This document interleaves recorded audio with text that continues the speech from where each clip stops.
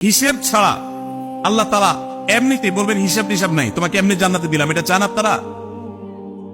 দেখুন কোরআনে কারীম আল্লাহ তাআলা বলছেন, ইন্নামা ইউওয়াফাস সাবিরুনা আজরাহুম বিগাইরি হিসাব।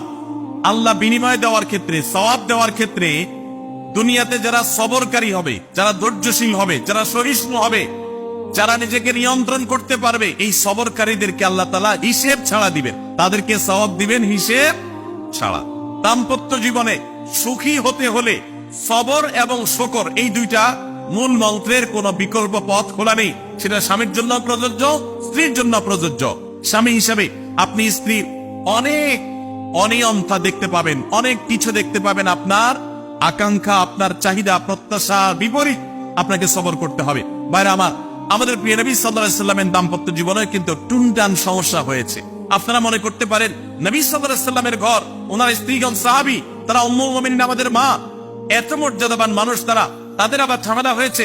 ভাই, দাম্পত্য জীবনে টুকটাক সমস্যা তাদেরও হয়েছে। প্রিয় নবী সাল্লাল্লাহু আলাইহি সাল্লাম নিজে একদিন বাসা ছেড়ে মসজিদে নববীতে এসে মন খারাপ করে বসেছিলেন, তিনি বাসায় যাচ্ছেন না, অভিমান করে। ওমর রাদিয়াল্লাহু তাআলা আনহু বিষয়টা বুঝতে পেরে, তার মেয়ে যেহেতু নবী সাল্লাল্লাহু আলাইহি সাল্লামের স্ত্রী, তিনি সেখানে গিয়ে ভেতরে প্রবেশ করে তার সাথে কথা বলে, তথ্য উদ্ঘাটন করে সেটা মিটমাট করার ব্যবস্থা করেছেন।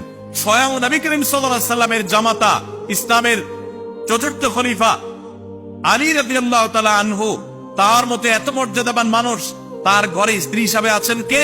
মুহাম্মদ সাল্লাল্লাহু আলাইহি সাল্লামের মেয়ে, জান্নাতে নারীদের সর্দার ফাতেমা রাদিয়াল্লাহু তাআলা আনহা।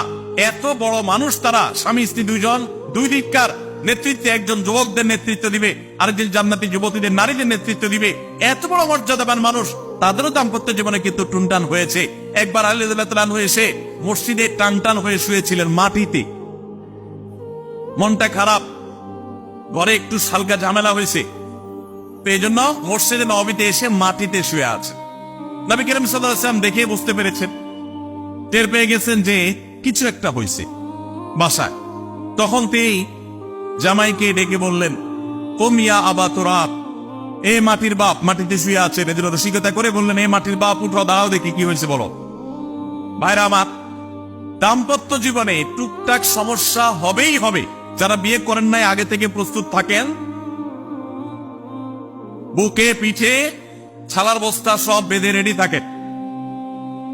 বিশেষ করে সময় যেভাবে গড়াচ্ছে, তাতে করে সামনে থেকে হেলমেট পরেও যাওয়া লাগতে পারে। শুধু যাওয়া না, বাসায় ঢোকার সময় বাইক থেকে নামার পরে হেলমেটটা আগে করবেন না, আগে যা বুঝবেন পরিস্থিতি কি, তারপর হেলমেট করবেন। বুঝেন নাই? দাম্পত্য জীবনে টুকটাক সমস্যা হবেই, এটা প্রত্যাশিত। মনে রাখবেন, এই জিনিসটা যদি আপনি আগে থেকে মাথায় রাখেন, তাহলে আপনার কষ্ট অনেকখানি দূর হয়ে যাবে। আমরা অনেকে আকাশ থেকে নেমে পড়ি, কি বলে